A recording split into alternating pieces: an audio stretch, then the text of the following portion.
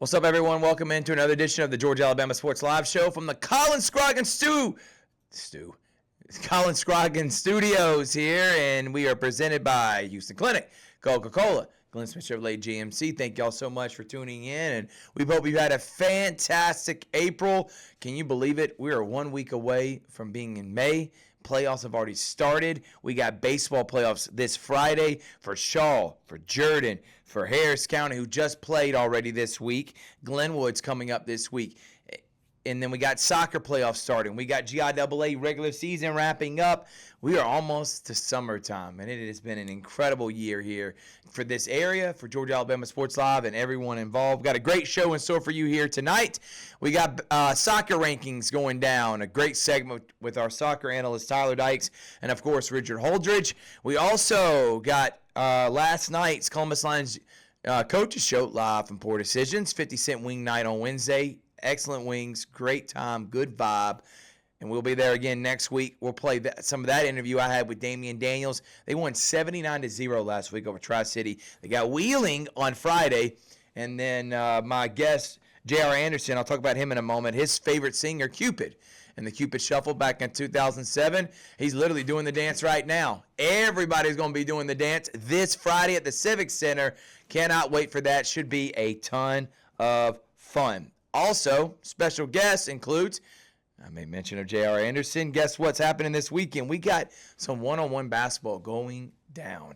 And it's Blacksmiths Training presents Dog Pound 1v1. Some of the top hoopers that have ever come out of this area or outside of this area are going to be going one-on-one against each other. It's 4 different games, and we're going to be having it on my personal Facebook page. So go back and watch Thrift Behringer. I'll share it everywhere. You can watch the 1v1. I'll be on the call. JR, he'll be telling us about the rules with this. He'll talk about what's all in store, what's on the line for these games. And I think this is something that we could see for many more years to come. And maybe it's a way for all the trash talking of who the best players in the cities are.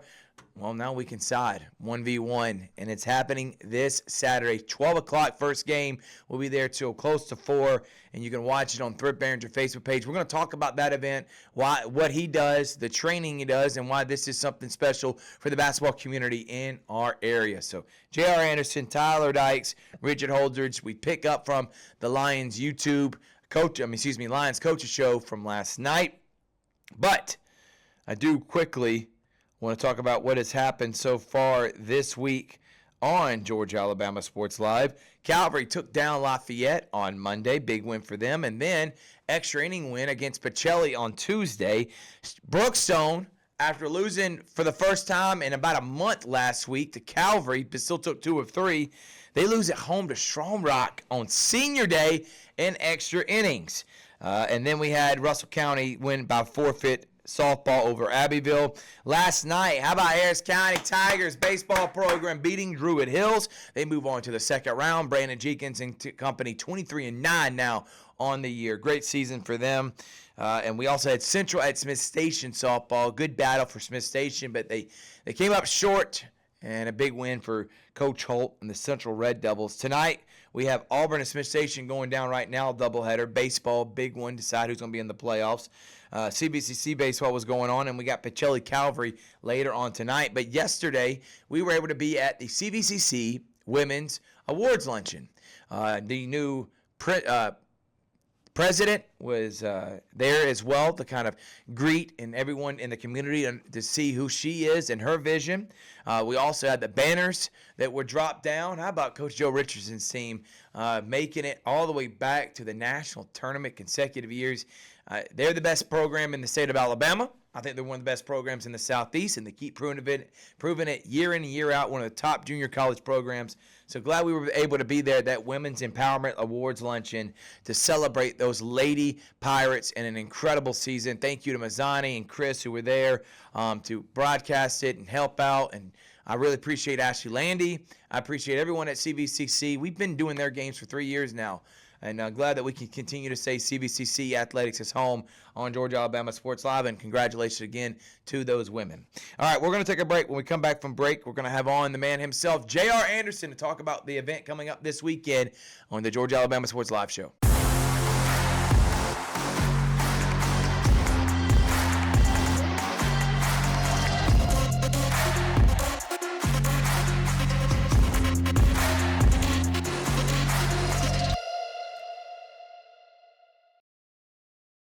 big things are happening at Glenn Smith Chevrolet in Opelika. Get massive savings on our entire lineup of Chevys, from Silverado trucks, Tahoe, Suburban, and Traverse SUVs. Every model side by side for comparison. Plus, we always have a fresh selection of late model pre-owned cars, trucks, and SUVs ready to roll with huge discounts. Smart people from all over the USA buy from Glenn Smith Chevrolet. Online 24/7 at glennsmith.com.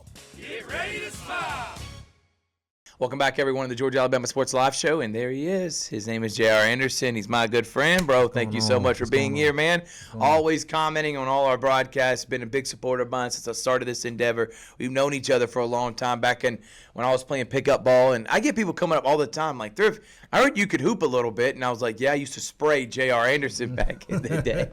But J.R., how you been, man, and what you been up to, dude? I'm good, man. Just getting older, raising these kids, and doing my passion. That's why I'm here to, just have this conversation with you and push out what I love. It's just the basketball. It's the culture.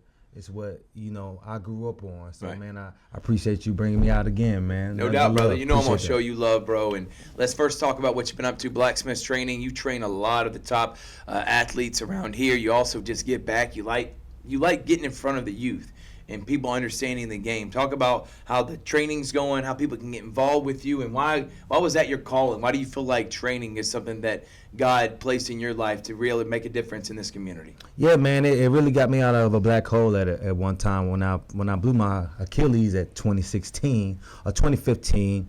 I ran into a guy named Rudy Winters. I'm gonna shout him out now. Rudy. He was playing at CSU, and what happened was he was coming off an injury as well.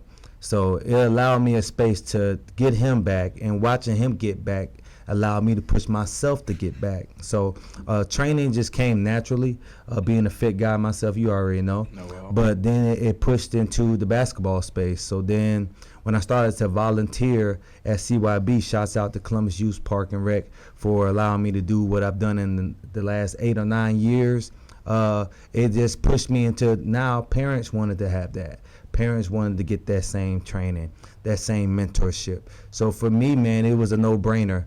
And then now we in 2026, and I'm doing it now, man, underneath Blacksmith Training, man. Blacksmith Training. What does that mean? We were talking about this off air. It's a unique story behind it. Yeah, man, Blacksmith Training, man. I love like the medieval type movies, so I grew up watching like King Arthur, all that good stuff. Right. But you just think about the blacksmith in terminology. It's just basically you come with a weapon. You come with something for them to work on, and they just take it and sharpen it and making it better. I never want to make myself feel as if I created these players. Right. These players are already built.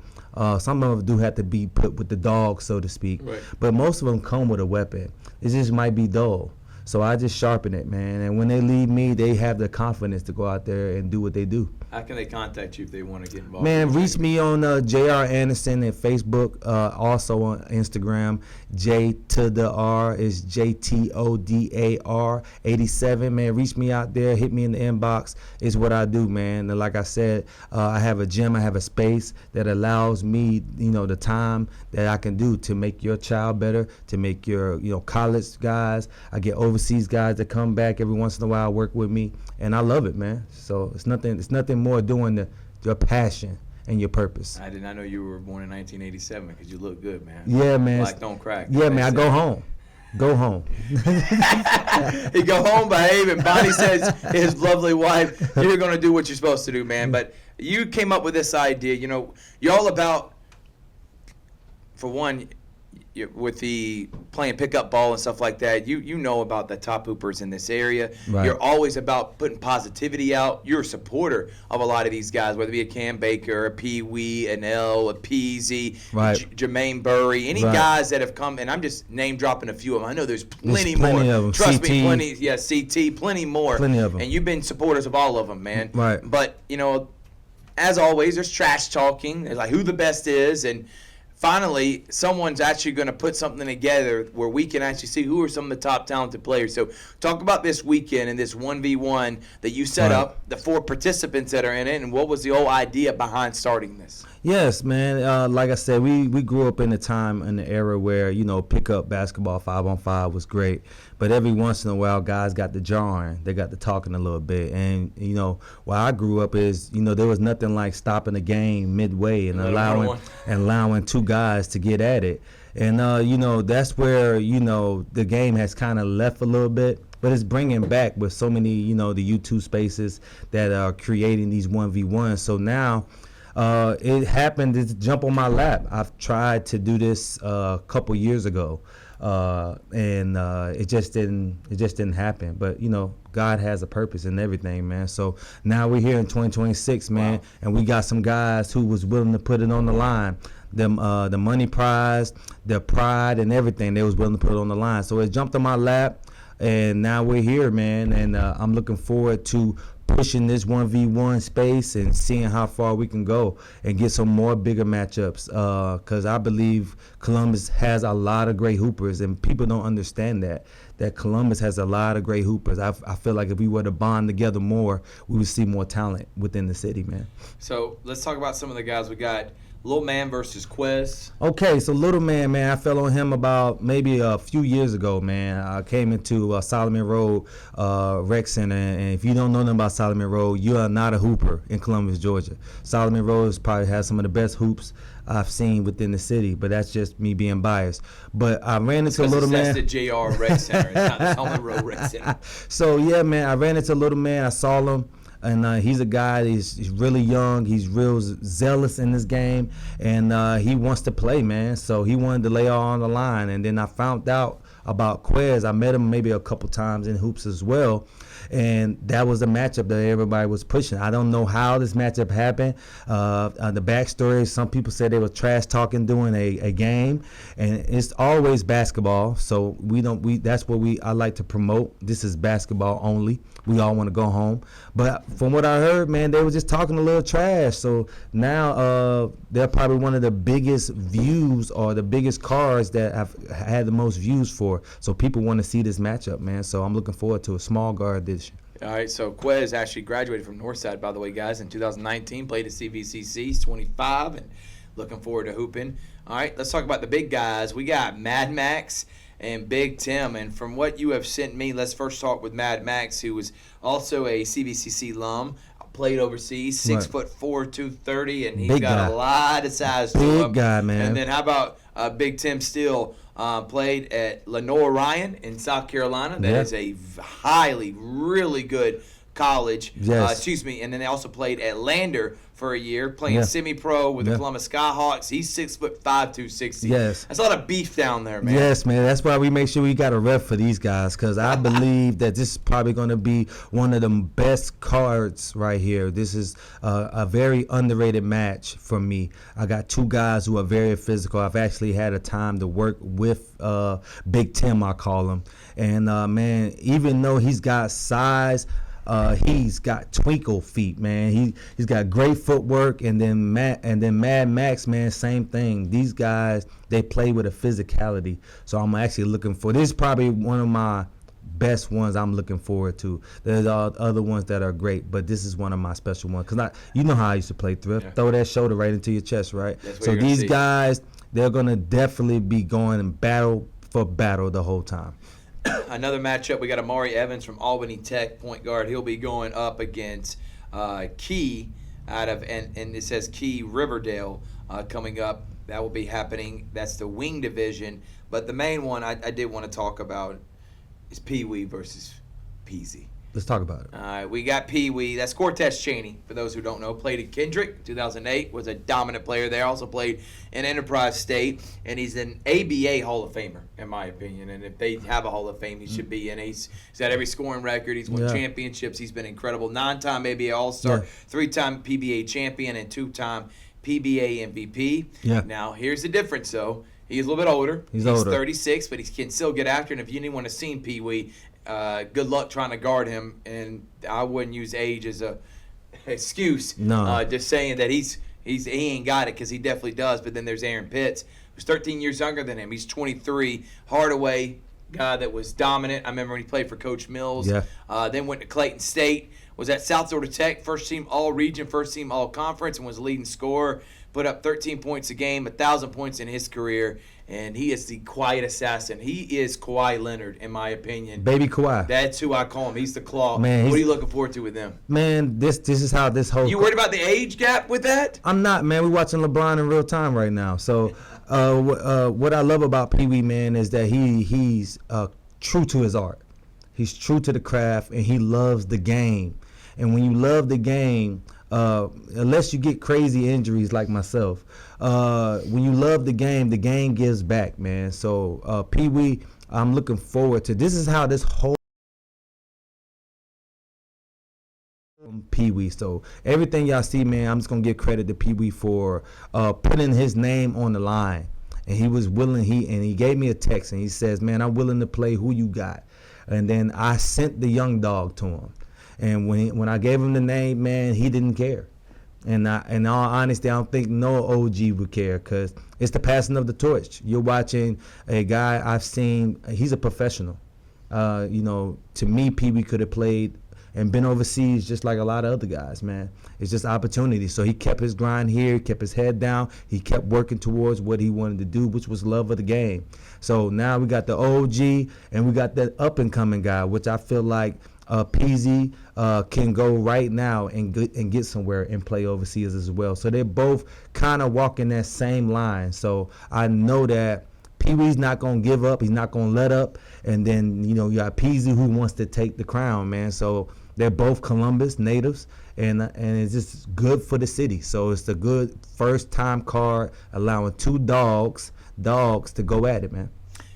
All these games are going to be starting at 12 o'clock. It is a private run, so we're not opening up to the community. No, not for the first one. They can watch, though, on Thrift Behringer Facebook page. JR, thank you so much for what you do, man. I look forward to seeing you on Saturday. Man. Any other things you want to get out to the community about this endeavor, and how, for those who may want to be like, man, I want to be in attendance for this. We're it's trial and error right now. Yeah. Let us work through it. Yeah. And then hopefully the next one we can kind of open it up for the community if this one goes well. Well, man, first I want to say thank to Columbus for allowing me the opportunity to give back to a city to which I would say saved my life, saved my family. I found salvation here in Columbus, Georgia. So I'm very big on giving back to who gave to me. So, like this space, let's just give through this first one. I know a lot of people will hit me up like, where is it going to be at, Jared? Where is it going to be? Let's just get through this first one. But I feel like the next one, and I won't give you the time frame, and I won't give you the names that are listed for this next card, but we want to really big it up and allow this thing to grow. So when we come back the next time, we can open up to the public, open up to families, and allow this to be another space that we grow this new thing. I think Columbus has become what I would feel like the hoop city now, man. It used to be a football and baseball town, but now basketball has taken a new rise here, man. So I'm loving it. I want everybody to be a part of it. You can reach me, like I said, at those platforms, and I can get with you, man. So Thrift, you my man. I really appreciate you allowing me to be on the show today. No doubt, man. J.R. Anderson Facebook page, Blacksmith Training. If you're looking for a guy that's not just giving back and allowing your athlete, your son, your daughter to get better at basketball, but he's a mentor. He's a man of faith, and he's a guy that I respect dearly, man. I look forward to being there on Saturday. Man, when we take a break, when we come back from break, guess what's going to be on? It's Tyler Dykes and Richard Holdridge breaking down all things soccer. Talk about basketball, soccer town, we win in that. I mean, all the high schools, it doesn't matter. You name the sport, there's a school that wins. Georgia Alabama Sports Live Show will be right back after this.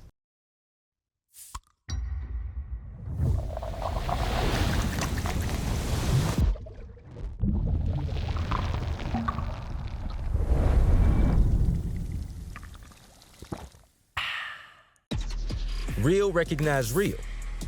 Real taste, unmistakably Sprite. Real refreshment, crisp lemon lime. Sprite, obey your thirst.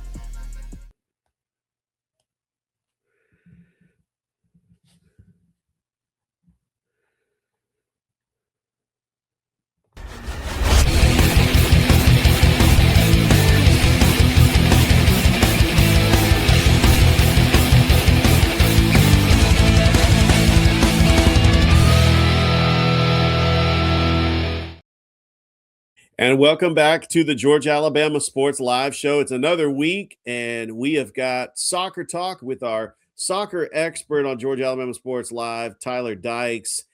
Tyler, we have the brackets. They're out for the GHSA. We still got a couple more weeks in the GIAA. Are you excited that we're starting playoffs for soccer? I'm very excited. We're about to see who's the best of the best in each state, of course, over here in Georgia. And, of course, we got a couple teams over in Alabama. So I'm looking forward to seeing how the playoffs go for the GHSA. And, again, the GIAA is about to wrap up their last couple weeks of regular season play, and then we'll see how they do in the playoffs. But, yeah, one of our last rankings of the year. Not saying this is the last one, but we're nearing the end of it. So I'm excited to see how these teams shake up for this week. Yeah, we do have 2A and 4A playoff brackets that are out. We'll briefly go over it. 2A is the championships are going to be at St. Pius X over in Atlanta. The 4A championships is going to be in Duluth High School. So that's something. And kind of locally, Upson Lee, which is maybe about an hour outside of Columbus. You got the lower tier, the 1A Division 1, Division 2, and then you've got the private bracket. By the way, I know they're not in our rankings, but congratulations to the Chattahoochee County soccer team for winning the region. They are going to be in the playoffs. And I know if we ever do live stream Chattahoochee County games, I mean, we could definitely include them in our rankings. Yeah, exactly. Yeah, congratulations to Chattahoochee County for winning their region. And, yeah, we're just looking forward to going through these rankings and seeing how everyone stacks up for this week. All right, let's get it started. We are going to start with the girls bracket and making the top 10. And the reason why I put them in the top 10, Tyler, because the Spencer girls are in the playoffs. They actually beat Carver to make the playoffs. And guess who they get to play first in the first round of the playoffs? Columbus. How about that? April the 23rd. In fact, tomorrow they're facing Columbus in the playoffs. Yeah, that's going to be a big hometown matchup here. Congratulations to Spencer for making it to the playoffs. Again, you see them there at number 10, 4-4, and they're facing off against number 6 for us, Columbus, 10-5. So you would say Columbus would have the advantage going in, but again, you never know what can happen here in the playoffs, especially in the round of 32. So we'll see how they go, and we'll keep you up to date here on Georgia Alabama Sports Live of the results of that match that is tomorrow night. Yeah, it's going to be exciting times, especially when we got two Muskogee County schools that's going to be faced off at Otis Spencer Stadium. Glenwood comes in at number 9. They got a pretty good record in the region. They finished behind Lee Scott. Probably going to see them in the playoffs. Jordan, they are in the playoffs. And I'm looking at the bracket, and Jordan will actually face Savannah Arts Academy in the first round of the playoffs. And then we have another Muskogee County team that is in the playoffs. They actually finished the season strong, the Shaw Lady Raiders, as they are going to be taking on Ringgold. Actually, today, they are hosting Ringgold because they got the number 2 seed in the region. Your thoughts on 7 through 10? Yeah, 7 through 10, again, great playoff teams coming in, and Glenwood, they're about to start over in Alabama, but yeah, I'm just really excited to see how they do in the playoffs. Again, you said Shaw hosting at home, Jordan away, so it'll be, or Jordan potentially away. So it'll be exciting to see if they move on from the round of 16 into, or excuse me, from the round 32 to the round of 16. Again, 7-11 for Shaw, 7-6 for Jordan. Glenwood 6-6-1. We were at Glenwood's game versus Lee Scott last week. And also Spencer at 4-4. So exciting time for those teams as they all are getting ready for playoff play in their respective divisions. Yeah, Columbus girls, they're running up the charge. They were able to win their region. They're hosting Spencer. We talked about how big this game is, especially Columbus being a higher seed. They have a chance to host multiple playoff games, and possibly if we could see some upsets, Columbus could end up maybe hosting a quarterfinal game or maybe a semifinal game, but who knows? Let's talk about Northside. This is the hottest soccer team coming in. They're on a 4-game win streak. Here's the teams they've beaten: Troup County, Veterans, Trinity Christian, and Thomas County Central. Are you kidding me? But because they finished in 3rd place, they got to go on the road. They're taking on St. Pius X in Atlanta. That's going to be Friday. Your thoughts on Northside and Columbus before we start talking about the top 4?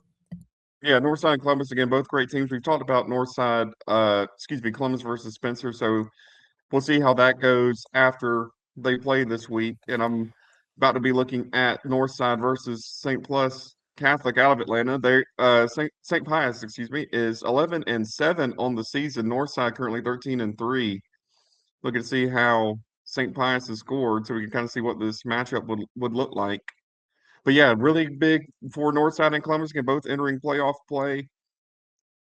St. Pius is 11-7. I'm seeing if there's any crossover teams that they have yet. I don't believe so. Druid Hills 2-1 that they defeated on the girls' side. So yeah, it's going to be really exciting this season, this postseason, to see how these teams do. Northside again coming in, like I said, 4-game winning streak. So they're hot on the heels of their opponents this season. And looking at St. Pius, they have scored 87 and allowed 26. So that just tells me that their offense is producing in these games. So Northside's going to have to strengthen up their defense if they want to have a chance here to move forward into the next round. But that'll be an exciting matchup. But Northside and Columbus, 5-6. Going to be really great to see how they do in the playoffs. Again, both have first round matches coming up very soon.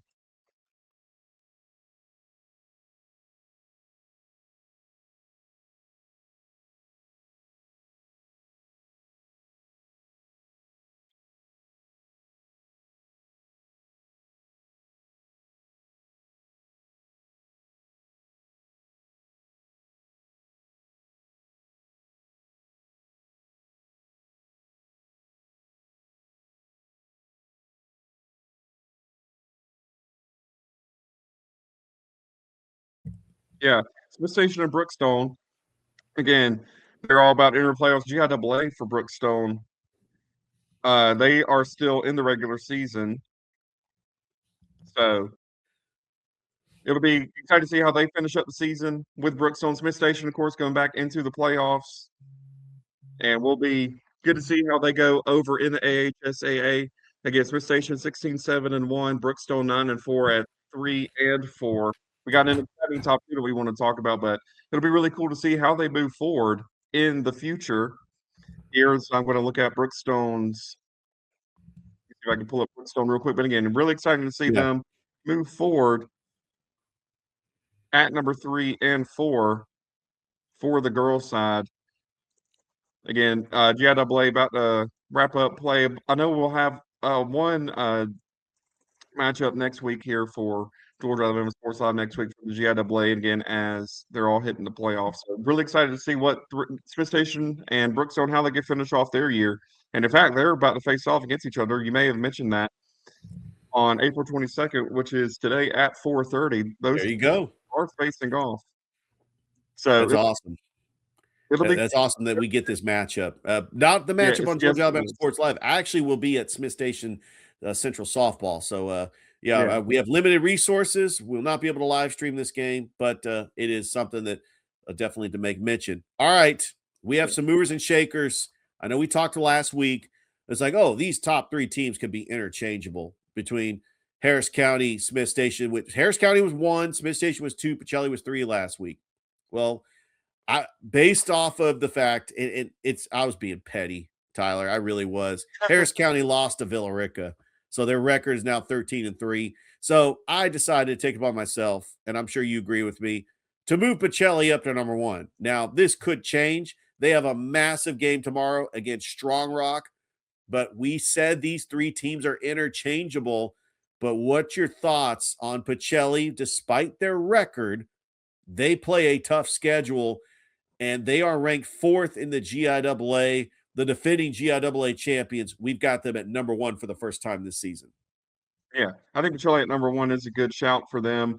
And you mentioned that Strong Rock matchup. They have played before on March 5th at Strong Rock, and that was a match where Pacelli won in overtime. It looks like they won on penalties.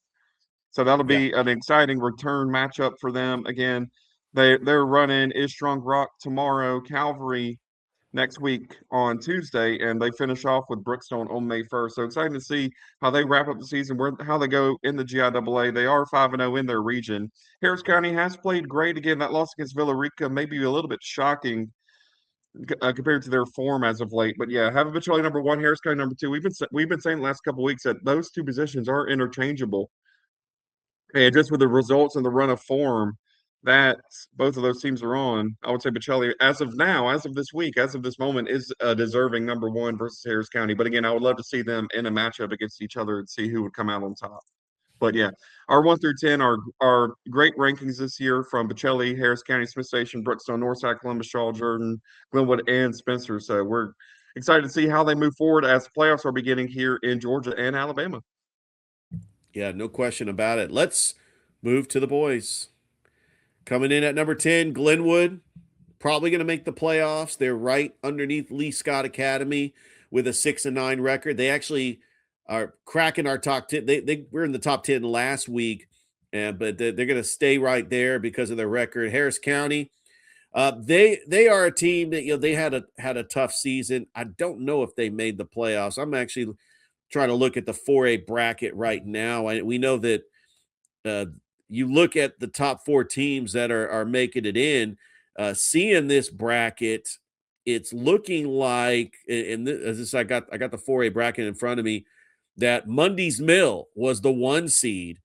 Harris County is the number 4 seed. They're going to be taking on Clarkson. So those teams in Region 3, and then over on Region 3, Stars Mill was the 3rd place team. Northside actually is hosting Marist. So we got Harris County and Northside boys in the playoffs, but Harris County is going to be on the road. Northside is going to be home, and that's going to be on Friday. Spencer comes in at number 7. Looking at the bracket, I do think that Spencer also made the playoffs. And what's your thoughts really on this bracket and how it played out? Yeah, Spencer is going to be on the road taking on Butler. So yeah, the rankings have played themselves out. These teams are going to be in the playoffs. But what's your thoughts on 7 through 10? Yeah, 7 through 10 again. Teams with rough starts, but I think as the season progressed, they got a lot better in their play. Saw Glenwood in person again. They did a great job against Lee Scott, but one of the things that got them in the end was they just allowed Lee Scott to find gaps. Lee Scott was something I've noticed with a lot of these teams in our coverage area.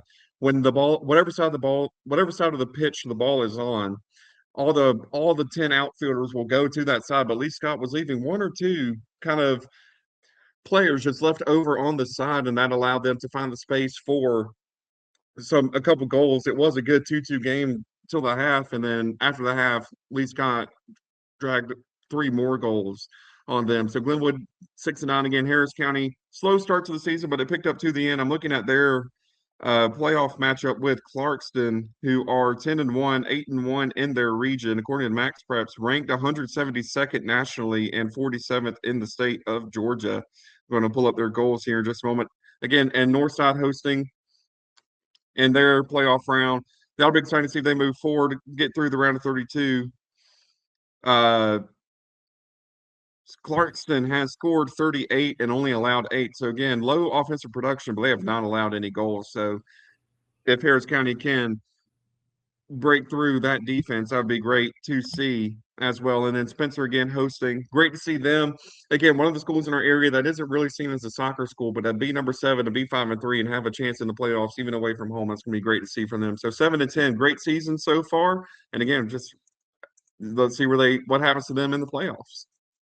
All right, coming in at number 6 is Smith Station. They did lose to Opelika yesterday. They've got a massive game today at Smith Station taking on Brookstone. So we got another matchup where 2 teams that are ranked in our top 10 going at it. The 6th seed going ranked 6th going up against Brookstone, ranked 5th. And then they also play Glenwood on Friday. And let's talk about Brookstone, because right now Brookstone sitting at 9-2-1. They're actually ranked 5th in the GIAA playoffs, a team that only won 4 games last year. They're coming in, and even though this is a non-region opponent, Brookstone's got everything in front of them because they really can make a deep run in the playoffs. You talk about the job that Coach Sura has done and the job the assistant coach Paxton Bush has done. I met Paxton yesterday. He was talking about how great the season has gone, especially with the player EJ Sura, who's really had a great season. They were dominant on senior night last night at Max Strong Stadium, beating Strong Rock 7-0. They beat Central last week They've beaten Northside. They've beaten Glenwood. I mean, they've really, if you look at that 1-0 loss to Pacelli, Brookstone has really been on fire, beating some top teams, and they will get Pacelli on May the 1st. That rematch is going to be at Diamond Field. Your thoughts on Brookstone and Smith Station before they face each other, which they're probably facing each other as by the time this airs. But what's your thoughts on Brookstone and Smith Station? Yeah, that's going to be a great matchup. Brookstone, looking at their record, I believe they've won 7 of their last 8. You mentioned that 1-0 loss to Pacelli.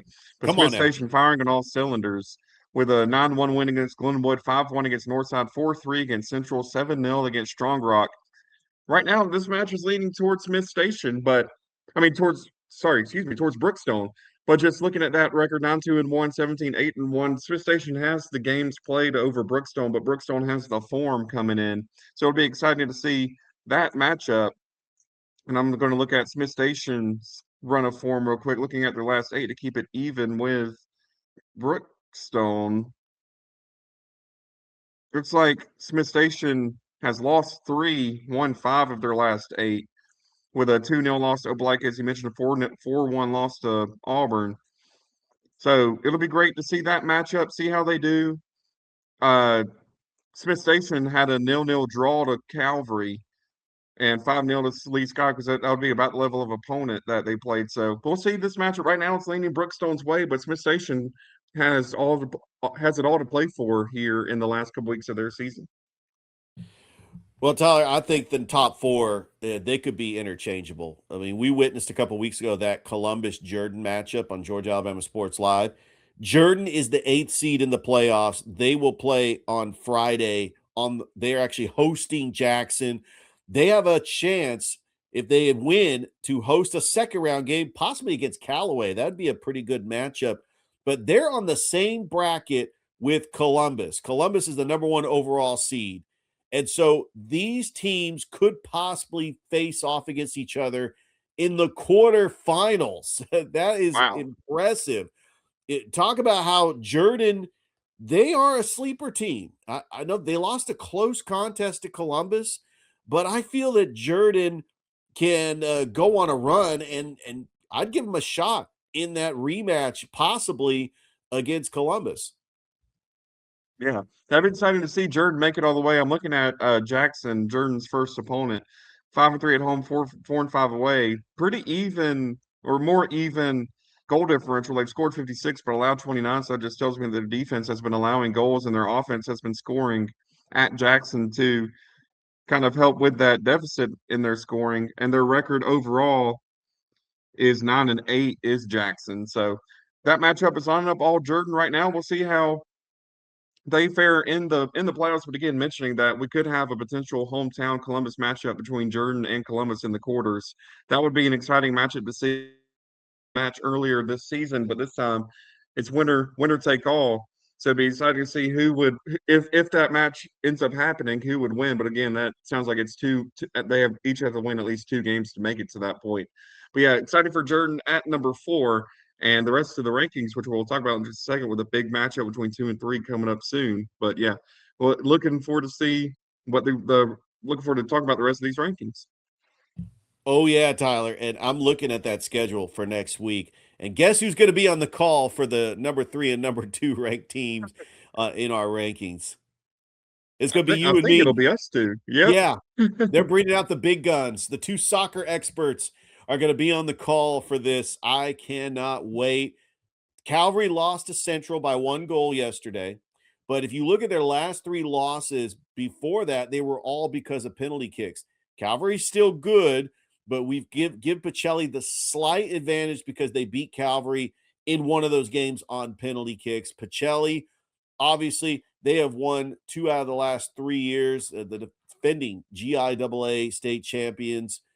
But Columbus, the number 1, I'm talking number 1 overall seed. They were ranked number 1 in the entire GHSA, and they are going to be taking on Farrell, which is the number 32 ranked seed, and they'll take on the winner of Murray County, Sumter County. The path right there for Columbus to possibly face Jordan in the quarterfinals is there.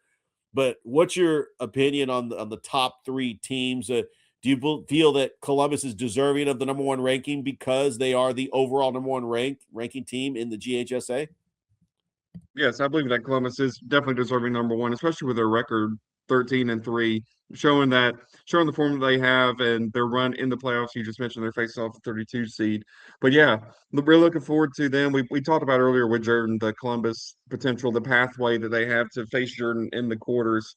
So that'll be great to see. Again, great to see that happen. It'd be a great matchup to go and watch here in Columbus. But like you mentioned, we'll be there next week for Pacelli versus Calvary. I believe that match is Tuesday. This is, of course, the reverse matchup for them. They were at Pacelli the first match, so they'll be at Calvary in Columbus for the second matchup, and that'll be a great run, great way to see how they will finish. Goes. It looks like for Calvary, at least, that will be their last match of the regular season against Pacelli.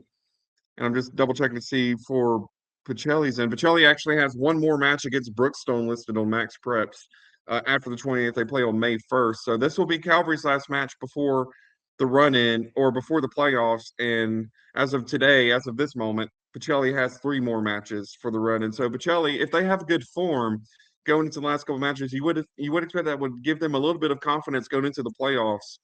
With Calvary, if the 20th is the last match of their season, they of course want to leave there with the win to give them the confidence into the GIAA playoffs.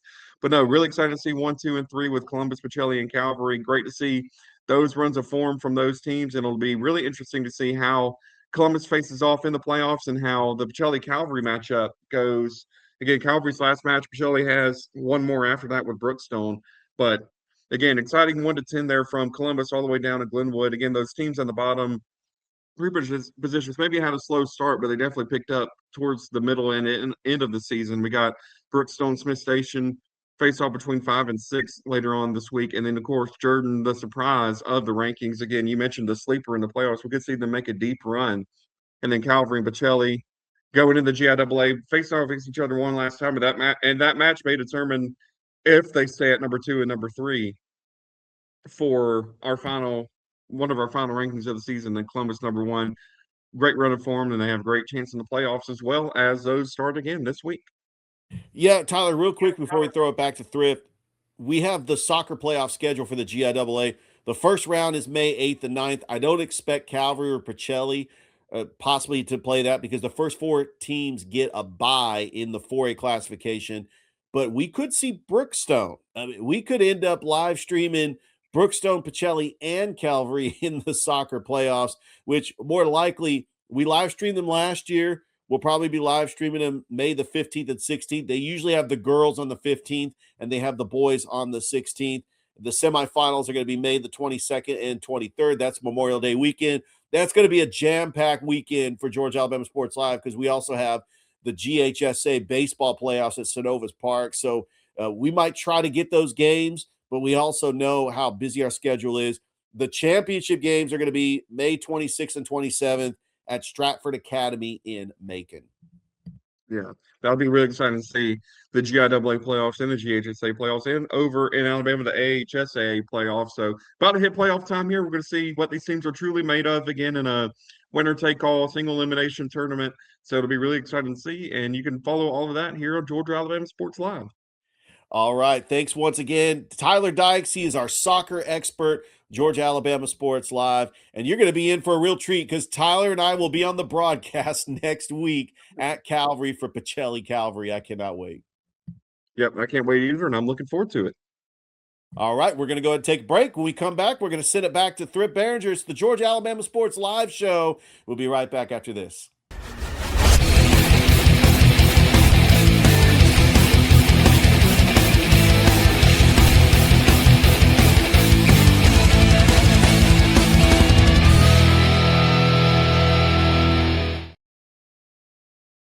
Hello, everybody. This is DJ Jones with the Sports Visions Morning Show for the best in local, regional, and national sports news. Weekdays from 6 a.m. to 9 a.m. You can find the Sports Visions Morning Show on Facebook, YouTube. Also, you can listen to us on Apple and Spotify by typing in the Sports Visions Morning Show and download the Sports Visions radio app right now in your app store today. Sports Vision 92.1. We are your hometown sports guys.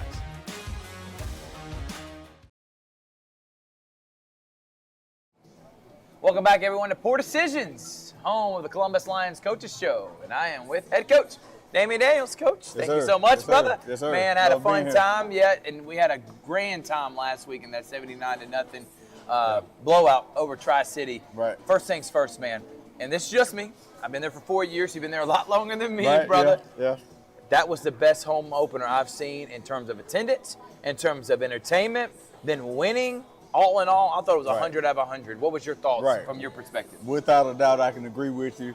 Roger Beck, Corey Black, they have been doing everything they can to make that grand entrance. And, I mean, they definitely, did exactly what they were supposed to do. And, of course, as a team, we wanted to follow that up. Right. So I think we did what we were supposed to do. So it was a great night for everybody. We got a lot we're going to be getting into. Let's talk about last week's game. Yeah. First thing, defensively, I want to start with that. Offensively, obviously, you could have scored 100 if you wanted to. We'll get in Right. the offense. Right. Defensively, though, lights out, man. Didn't Right. give up many first downs. Right. DeAndre Brown, I call him the boogeyman. He's scary. Don't get in his Yeah. way. Yeah. 5 sacks. Jacobin Ware, your linebacker leader, he was excellent. The secondary was incredible. Yeah. We had a pick six. Joel Green even had 2 interceptions. Yeah. Talk about that defensive side. Your bread and butter, baby, and how they yeah. perform. I get on those guys hard, man. So I'm glad that we was able to come out and dominate the line of scrimmage the way we were supposed to. Secondary did a great job as well. And when we had the opportunity to make plays, we made them. So that's one thing that we talk about all the time, each day of practice. When the opportunity comes, we got to make them. And we was able to do that. Marte Sears, like you said, with a pick six. They had a fumble snap. Ball went over the guy's head. Jacobin Ware scoops it up for a touchdown. So, and the main thing that I was proud of the most is how disciplined we were. No doubt. They were trying to change the snap count and trying to, do some things to steal some yards, but we played pretty disciplined, man, and we dominated the night. It's pretty cool that Marte Sears' son, freshman on Carver's team, had the game-winning touchdown against Sumter County, and then we get to watch his dad play with the Columbus Lions. That's really cool. Did you see the pass that he threw to him? Come on, man. After the pick six, Marte runs to the other end and throws it directly in the stands That's awesome, to bro. his son. That was a pretty special moment. I love seeing stuff like that, Coach. How important is it more the defensive backs or elite that allow DeAndre Brown to get after it, or is it DeAndre Brown and the defensive line getting after the quarterback allow those secondary, or is it just a mixture of both? I think it's a mixture of both, but I think it definitely starts up front. Okay. The faster we can get after the quarterback, that now they don't have as much time to do what they need to do, and they're trying to rush to get the ball out. That allows our guys on the back end to make some more plays. But sometimes it works the opposite way. Sometimes the defensive backs, they cover so well that they give the D-line extra time. So, but the other night, I think it was our defensive line. We dominated them pretty well. So, but it goes hand in hand. Yeah, no doubt. DeAndre lived in that backfield for Yeah. sure. He had real estate in Tri-City, Yeah, it seems yeah. like, before that game. Offensively, Right. we talked about, it was a quarterback carousel. You felt like you had 3 capable guys. Blaine was excellent. 6 of 8, 4 touchdowns. Michael Hill comes in the second half. He was 5 of 7 with 3 touchdowns. Right. What's your thoughts on how both of them played, and what's your starting quarterback and your depth chart moving forward? Do you even have that? Well, Blaine is going to be our guy. I think Okay. he has the experience, and he came in and he showed that. His leadership. I think he came in and he did exactly what he was supposed to do. He only threw 2 incompletions, like you said, Yeah. and had he played the whole game, he probably was threw for 8 or 9 touchdowns. No doubt. But I like Michael Hill as well, young guy, and I think him learning from Blaine is only going to help him when the time comes for him to take over. But I definitely like both guys, and our receivers, they did a good job all night of helping them out, making plays. Yeah, remember last year we had injuries to quarterback. It's always good having Right. 2 guys, man. So really been impressed with Michael. But Blaine, is it weird that his brother was your Yeah. quarterback back in Yeah. the day, and now you're coaching him, man? It's crazy. I called him Mason a couple times, just on accident, from being around Mason so much. But he definitely takes after Mason, and I'm glad we was able to get him. All right, let's talk about Ja'Kias Creedle, who is also a teacher, by the way, at Carver. For those who don't know, teacher by day, fly by at night with the Columbus Lions. Creedle, he had 6 receptions, 3 touchdowns, and you also had Jacob Smith and then reliable Jermarne Fortson. Talk about that receiving core and how they set the tone, man. Well, and like I told you before in our last conversation, those were the 2 guys that I was very excited about. Yeah, you Ja'Kias Creedle. I knew he was going to have a big night. And then the speed of Jacob Smith is electric. I mean, as soon as he caught that kickoff with a guy, and we designed the uniforms, and we decided to come out in all white that first game. And I mean, I think it was a big hit. What else you got up your sleeve? We got other special ones? Yeah. We dropping one this week too? Listen, we got something up our sleeve. Actually, right now, I got a couple guys at the Civic Center shooting a video for the uniforms that we're wearing this week. So it's never gonna stop. Every week we're gonna be in something new, and it's gonna be pretty hot. I'm happy for you, man, because I know the hard work and time and effort and blood and sweat and tears you put in this organization, and you deserve having an admin and having an owner that believe and want to give back. And I think what Roger and Corey have done is an excellent job. Let's talk about halftime. Tony Armani, were you able to come out and see any of that, man? I know you were focused. Yeah, I was able to catch a snippet of it. Not the whole thing, but from what I saw, he did a great job. And just from the Facebook posts, I mean, the crowd and the community, they still talking about it right now. So, but it was amazing, man, just to see and hear about. So I'm looking forward to this week too. Now we got to talk about your coaches. Yeah. Pierre Coffey. Many people out there. Pierre Coffey, offensive mind, he's not even coaching football anymore. He's a principal at a school in Seward County. What are you doing, coach? You're hiring him. 79 points in his first game. Talk about what Pierre was able to do. When I saw him, man, I was like, dude, you look like you're having a lot of fun. Oh, yeah. That was a great hire. And how do you think he did in game one? I think he did excellent, man. I think it was good for him to, get the jitters out because he hadn't coached in a year or so. But I think going into that game, he was very confident. I could tell in training camp, I could tell in the practices leading up. And the city is ready to explode for Columbus Lions love, man. Yeah, I mean, on the field, we're going to continue to do what we do. But I messed with Corey and said, how are you going to back this up, man? I mean, how are you going to follow this up? And, lo and behold, he did it again with Cupid Shuffle. So week by week, it's going to be a surprise, man. I can't wait for it. All right, we're going to take a break. By the way, we're live from Poor Decisions, and if you like pepper, 50-cent wings here on Wednesday, plus you can get you some fries. We love what Jason Martinez and Poor Decisions do with Columbus Lions. We'll take a break. We'll come back. Me and Coach are going to talk about this week. League play gets underhand, and one of the top teams, Wheeling from West Virginia, comes to town here on the Columbus Lions Coaches Show.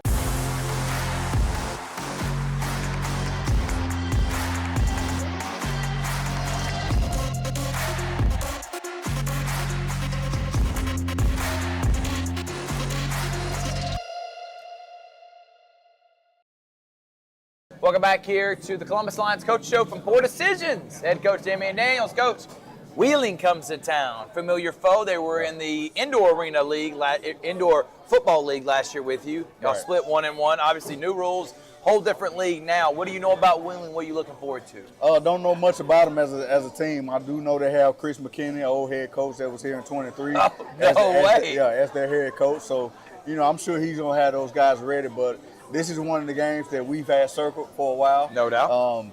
We dropped it to them. We was up 33-7 last year. Took our foot off the gas, allowed them to come back and win the game. So we're definitely ready for this. Is that the mindset for this year for the entire team? It's like, hey, especially in arena football, points can come like this. Then you got the gold ball that you can score 14 points in one possession. Right. How important is your guys always keep the foot on the gas and always score points? We've been talking about it since day one. We got to be pedal to the metal, foot on the gas from start to finish. So and we showed that last week.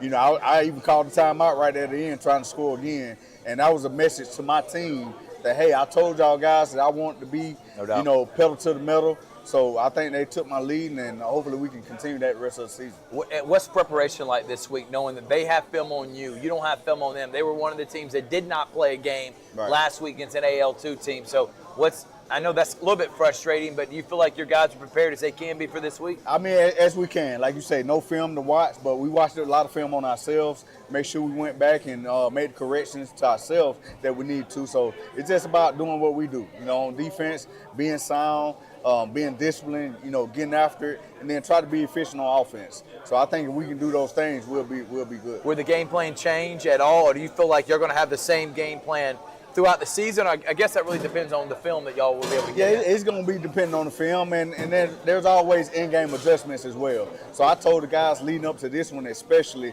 there are definitely going to be some in-game adjustments we're going to have to make. So make sure we come to the sideline, talk about what needs to be talked about, make our adjustments, and go out there and execute. All right, Coach, this is for the community out there that have never experienced the Lions game, and they've heard about the buzz. Oh, yeah. And they want to come out. Now you're playing a league opponent. Should be Right. a lot of fun. Oh, yeah. You still want to win 79-0 if you can. Exactly. But it's going to be a lot of fun. You got Cupid Shuffle coming in. Yeah. Set the stage for the community out there Listen, why they need to come. If you missed the last one, you definitely don't want to miss this one. 'Cause like I said, the community, Facebook, they have not stopped talking about it yet. It's only going to get bigger and better, so you better get on while you can.